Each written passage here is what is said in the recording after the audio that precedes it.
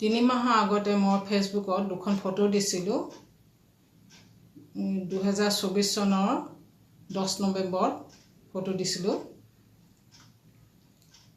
তাত মই লিখিছিলোঁ মই ঘৰতে নিজে 3 মাহত 12 কেজি ওজন কমোৱাৰ লগতে মই ডায়েবেটিছৰো ৰিভাৰ্চেল কৰিলোঁ ডায়েবেটিছ মই 13 বছৰৰ পৰা ভুগি আহিছিলোঁ আৰু ঔষধ সেৱন কৰি আহিছিলোঁ কিন্তু যোৱা 3 মাহৰ পৰা মই কোনো ধৰণৰ ঔষধ ব্যৱহাৰ কৰা নাই আৰু মোৰ ডায়েবেটিছ সম্পূৰ্ণ নিয়ন্ত্ৰণত আছে বৰ্তমান মোৰ HbA1c 4.7 এই পোষ্টটো মই দিছিলোঁ তেতিয়া বহুতে কমেন্ট কৰিছিলে কেনেকৈ কৰিলে বা আমাকো কওকচোন নমস্কাৰ মই আলপনা বৰুৱা ডায়েবেটিছ মই ৰিভাৰ্চেল কৰিছোঁ বৰ্তমান মোৰ ডায়েবেটিছ নিয়ন্ত্ৰণত আছে মই কোনো বিশেষজ্ঞ নহয় আপোনালোকৰ যাতে সুবিধা হয় বা আপোনালোকৰ ডায়েবেটিছ মোৰ দৰে ৰিভাৰ্চেল কৰিব পাৰে সেই কাৰণে মই এই ভিডিঅ'টো প্ৰস্তুত কৰিছোঁ আৰু সেইটো সময়ত সুধোতে তেওঁলোকে একে আখাৰে ডায়েবেটিছ ৰিভাৰ্চেল কেনেকৈ কৰিব পাৰি সেই বিষয়ে কোৱাটো সম্ভৱ নহয় তাত মই তেওঁলোকক ৰিপ্লাই দিছিলোঁ মই নিশ্চয় ভিডিঅ' এটা প্ৰস্তুত কৰি আপোনালোকলৈ আগবঢ়াওঁ মই কি কৰিছিলোঁ ডায়েবেটিছ ৰিভাৰ্চেলৰ কাৰণে সেই বিষয়ে ক'ম বাৰু বুলি কৈছিলোঁ সেয়ে তেওঁলোকক বা আন কোনো ডায়েবেটিছ ভুগি থকা মানুহৰ সুবিধা হয় বা তেওঁলোকে যদি মোৰ দৰে ৰিভাৰ্চেল কৰিব বিচাৰে কৰিব পাৰিব মই বিশেষজ্ঞ নহয় যদিও নিজৰ ওপৰত এইবিলাক এপ্লাই কৰিছিলোঁ সেই হিচাপেহে মই এইখিনি কথা আপোনালোকক ক'ব বিচাৰিছোঁ বা ক'বলৈ আগবাঢ়িছোঁ ডায়েবেটিছ কোনো বেমাৰে নহয় এইটো হ'ল লাইফষ্টাইল বেমাৰ লাইফষ্টাইল কেনেকৈ আমি কি খাইছোঁ লাইফষ্টাইল মানে হ'ল আমি কি খাইছোঁ আমাৰ এক্টিভিটি কি দিনটোৰ বা আমি কি কাম কৰিছোঁ এক্সাৰচাইজ কৰিছোঁ নে নাই এইবিলাক ওপৰতে নিৰ্ভৰ কৰি পেলাইহে ডায়েবেটিছ হয় বহু মানুহে খাই বৈ থাকে কিন্তু কোনো কাম নকৰে প্ৰায় তেনেকুৱা মানুহে ডায়েবেটিছ হয় আচলতে ডায়েবেটিছ বুলি ক'বলৈ গ'লে কোনো বেমাৰেই নহয় মই এতিয়া যিটো বুজি পাইছোঁ সেইখিনি চাবলৈ গ'লে কোনো বেমাৰেই নহয় কি হ'ল কথাবিলাক ক'বলৈ মই বিশেষ নাজানো তথাপি আপোনালোকক যিখিনি পাৰোঁ ক'ম বাৰু ডায়েবেটিছ বেমাৰটো যদি আপোনালোকে কণ্ট্ৰল কৰিব বিচাৰে তেনেহ'লে আপোনালোকে কাৰ্বহাইড্ৰেট এৰিব লাগিব কাৰ্বহাইড্ৰেট ক'ত থাকে সেই বিষয়ে জানিব লাগিব বিশেষকৈ আমাৰ অসমীয়া মানুহে ভাত বা ৰুটি খায় সেই ভাত আৰু ৰুটিত যথেষ্ট পৰিমাণে কাৰ্বহাইড্ৰেট থাকে যেনেকৈ ধৰক এখন ৰুটিত 3-4 চামুচ চেনিয়ে যায় ঘেঁহু ৰুটিৰ কথা কৈছোঁ সেই 3-4 চামুচ চেনি খোৱাৰ আগতে হয় আমি যদিও চেনি নাখাওঁ ডায়েবেটিছ হৈছে মিঠা নাখাওঁ সেইবুলি ভাবোঁ কিন্তু ৰুটি বা ভাততো এইটো চেনিৰ পৰিমাণ থাকে কাৰ্বহাইড্ৰেট যিটো কয় সেইটোৱে আমাৰ ডায়েবেটিছ বঢ়াই তোলে সেইটো কাৰণে ডায়েবেটিছ ৰোগীসকলে যদি ৰিভাৰ্চ কৰিব বিচাৰে তেতিয়াহ'লে আপোনালোকে কোনো ধৰণৰ কাৰ্বহাইড্ৰেটযুক্ত আহাৰ খাব পৰা আঁতৰি থাকিব লাগিব বিশেষকৈ মই 3টা ওপৰত মোৰ ডায়েবেটিছ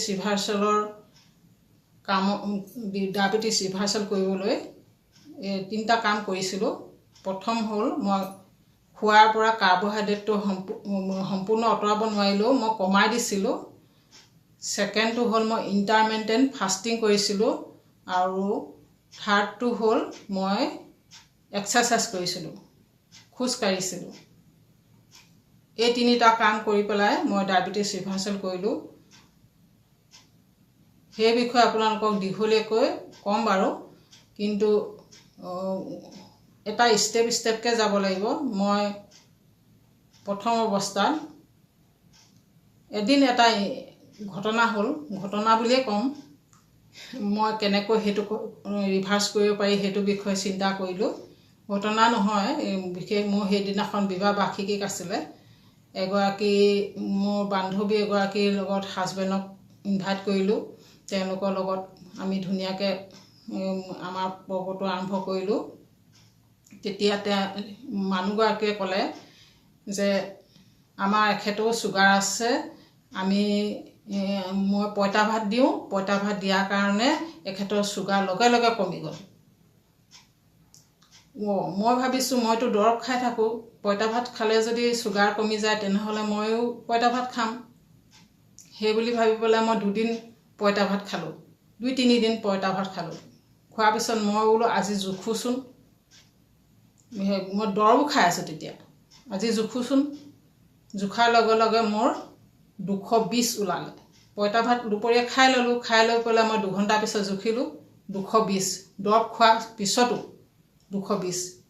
তেতিয়া ভাবিলোঁ ইয়াৰে পঁইতা ভাতে চুগাৰ কমালে, তেওঁ কি কথা ক'লে মই বুজি নাপালোঁ। তাৰপিছত মই সেইটো মনলৈ আহিলে ৰিভাৰ্চ কৰিব পাৰিনি, তাকে ভাবি মই বহুত ভিডিঅ' চালোঁ। চাই মই এমাহমান 1.5 মাহমান সেইটো ভিডিঅ' চায়ে থাকিলোঁ। এতিয়াও চাওঁ বৰ্তমান ডায়েবেটিছৰ ৰিভাৰ্চৰ বিষয়ে, কি খাব লাগে কি খাব নালাগে সেই বিষয়ে চাওঁ। তেতিয়া দেখিলোঁ কাৰ্বহাইড্ৰেটটো মেইন তাৰমানে শত্ৰু ডায়েবেটিছ মানুহৰ কাৰণে। কাৰ্বহাইড্ৰেট থাকে ভাতত আৰু বেছি পৰিমাণে ভাত আৰু ৰুটি। তাৰোপৰি বেলেগ বেলেগতো থাকে, দাইলতো থাকে, চবতে থাকে, কিন্তু অধিক পৰিমাণে আমি যেতিয়া দুপৰীয়া আহাৰ খাওঁ বা ৰাতি হ'লেও আমাৰ অসমীয়া মানুহে ভাতেই খায়, ৰাতিপুৱাও কিছুমানে ভাত খায় বা ৰুটি খায়। সেইটো আমাৰ মেইন খাদ্য। সেইটো যদি এভইড কৰিব পৰা যায় তেতিয়াহ'লে নিশ্চয় ডায়েবেটিছ ৰিভাৰ্চ কৰিব পৰা যাব। সেই বিষয়ে ভাবি পেলাই মই প্ৰথম দিনাখন চাওঁচোন, মই ডায়েবেটিছৰ ভাত আৰু ৰুটি যদি খাব নাপাওঁ, খোৱা নহয়, তেনেহ'লে আমি খাম কি, সেইটো কথা ভাবিলোঁ। তাৰপৰা আকৌ চাৰ্চ কৰিলোঁ, ভাতটো যদি ৰুটি খাব নোৱাৰি তেনেহ'লে ল' কাৰ্বহাইড্ৰেট খাদ্য কি কি আছে সেই বিষয়ে চাবলৈ আৰম্ভ কৰিলোঁ। তাৰপিছত মই ল' কাৰ্বহাইড্ৰেট খাদ্য খাবলৈ ধৰিলোঁ, আৰু বিশেষকৈ মই ইণ্টাৰমিটেণ্ট ফাষ্টিং কৰিবলৈ ধৰিলোঁ। ইণ্টাৰমিটেণ্ট ফাষ্টিং হ'ল 16 ঘণ্টা খাব নালাগে, বাকী 8 ঘণ্টা আপুনি খাব পাৰে। সেইটো কৰিলোঁ। মই গধূলিতে ভাত খাবলৈ আৰম্ভ খাদ্যটো যিটো মই লৈছোঁ, ল' কাৰ্বহাইড্ৰেট খাদ্যটো লৈছোঁ। 2 দিনৰ পিছতে মই ইণ্টাৰমিটেণ্ট ফাষ্টিং কৰি আৰু ল' কাৰ্বহাইড্ৰেট খাদ্য খাই পেলাই মই ডায়েবেটিছৰ ঔষধ এৰি দিলোঁ। এৰি পেলাই মই প্ৰতিদিনে ডায়েবেটিছ মই চাবলৈ ধৰিলোঁ।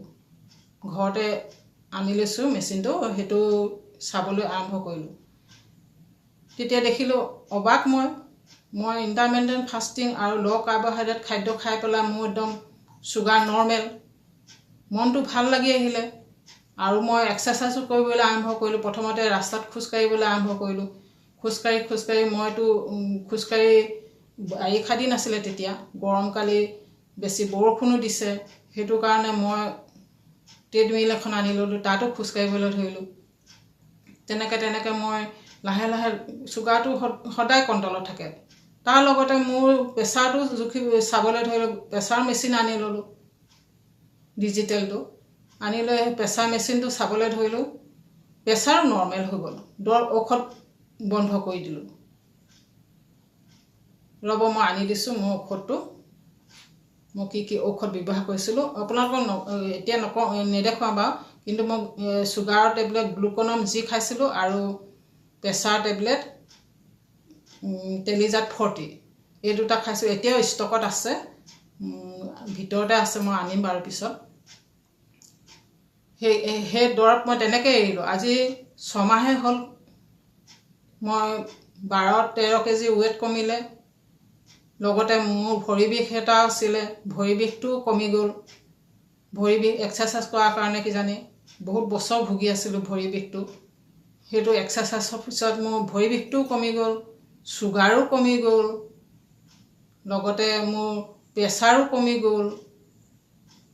এইদৰে মই চুগাৰ প্ৰেছাৰ নিয়ন্ত্ৰণলৈ আনিলোঁ। বৰ্তমান মই সম্পূৰ্ণ ডায়েবেটিছৰ পৰা ডায়েবেটিছ এনেকুৱা বেমাৰ সম্পূৰ্ণ কিয় নহয়। মই যদি এতিয়া ভাত পানী পূৰা সম্পূৰ্ণকৈ খাই দিওঁ অন্য মানুহৰ আগতে বা দোকানৰ হোটেলৰ বস্তু খাই দিওঁ, তেতিয়াও ডায়েবেটিছ আহিবই। এইটো এনেকুৱা ডিজিজ হয়, খোৱাৰ ওপৰতে কথা। আপুনি যদি কমটিকৈ ল' কাৰ্বহাইড্ৰেট খাদ্য খায় তেতিয়াহ'লে আপোনাৰ কেতিয়াও নেবাঢ়ে। আৰু আপুনি এতিয়াও যদি মই খাই দিওঁ তেতিয়াও মোৰ আকৌ ডায়েবেটিছ আহি যাব।